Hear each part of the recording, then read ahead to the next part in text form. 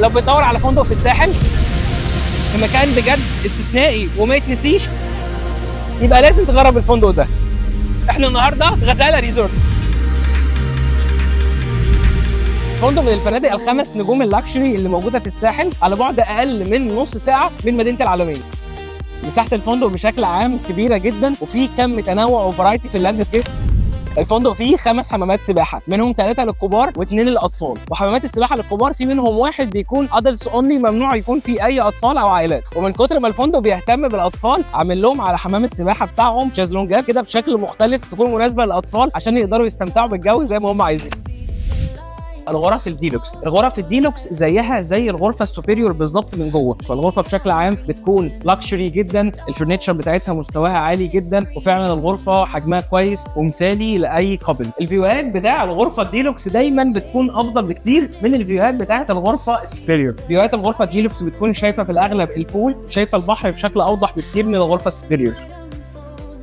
السويت ده واحد من احلى واجمل السويتات اللي انت ممكن تشوفها على مستوى مصر كلها، وهو الرويال سويت. طبعا اول حاجه تاخد بالك منها ان مساحه السويت نفسه رهيبه جدا. اول حاجه بيكون في منطقه ليفنج رهيبه، ثاني حاجه طبعا بيكون في الجزء الخاص بالدايننج اريا، منطقه كبيره جدا تقدر تاكل فيها. وبعدين السويت هنا كمان بيكون في غرفه نوم واحده بس كبيره، وفيها حمام كبير، والحمام كمان بيكون فيه جاكوزي. ولكن اهم واحلى واجمل حاجه في السويت كله وهو الجزء الاوت دور، رهيب، لان السويت هنا بيجي ببرايفت سويمنج بول، مش برايفت بول عادي، ده كبير جدا جدا. ومش كده وبس، ده كمان السويت بيكون بيتش فرونت، فانت بتكون شايف البحر قدامك بشكل دايركت. وصلنا لاهم واحلى حاجه في الفندق كله وهو البحر. البحر هنا خيال ومش محتاج كلام بصراحه، كل حاجه في البحر جامده جدا. الميه اصلا لونها سبحان الله باينه اللي هي خيال، في نفس الوقت الرمله البيضاء الحلوه قوي، وده كله موجود معاك بسيرفيس عاليه جدا.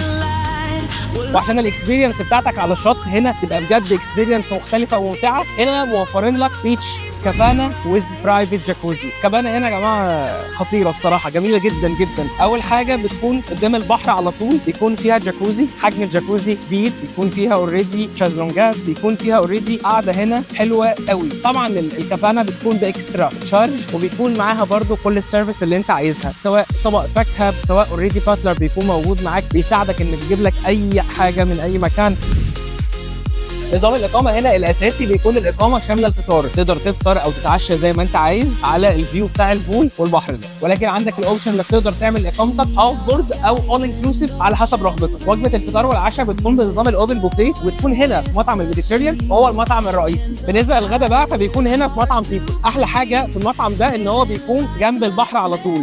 الغدا بيكون بنظام الاوبن بوفيه، وطبعا باعلى وافضل كواليتي ممكنه موجوده هنا. فكره ان ريزورت بشكل عام بيقدم كونسبت الاول انكلوسيف دي حاجه الناس كانت بتدور عليها بقالها زمان جدا في الساحل، الناس مش عايزه تشغل دماغها لا باكل ولا بشرب. الفندق هنا بيقدم لك ده.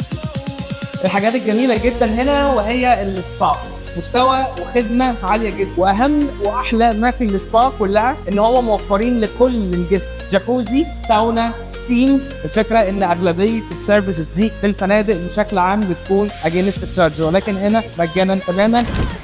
من الحاجات الجميله هنا هو الكيدز كلاب. الكيدز كلاب بصراحه هو عالم كبير جدا، في انشطه كتير جدا موجوده. اول غرفه دي وهي خاصه في السينما، سينما الصبح وبالليل، طبعا الاطفال بيحبوا الرسم والتلوين جدا. من الحاجات المختلفه برضو اللي موجود ان الاطفال لو هم موجودين هنا وعايزين يناموا مهيئ لهم منطقه كبيره جدا، بيحصل اكتيفيتي كتير قوي للاطفال بالليل هنا، وكل يوم بيكون في ميني ديسكو. كمان انت لو اطفالك اكتر من 4 سنين تقدر تسيبهم هنا، وانت تقدر تروح بقى البحر، تقدر تروح البول، تعيش حياتك زي ما انت عايز. فانت بجد لو عايز تقضي اجازه في مكان لاكشري، في مكان استثنائي، مكان قادر يسعدك وقادر يخلي كل تفصيله في اجازتك بجد مميزه ومختلفه، يبقى ما ينفعش تفوت السنه دي في الساحل غزاله ريزورت.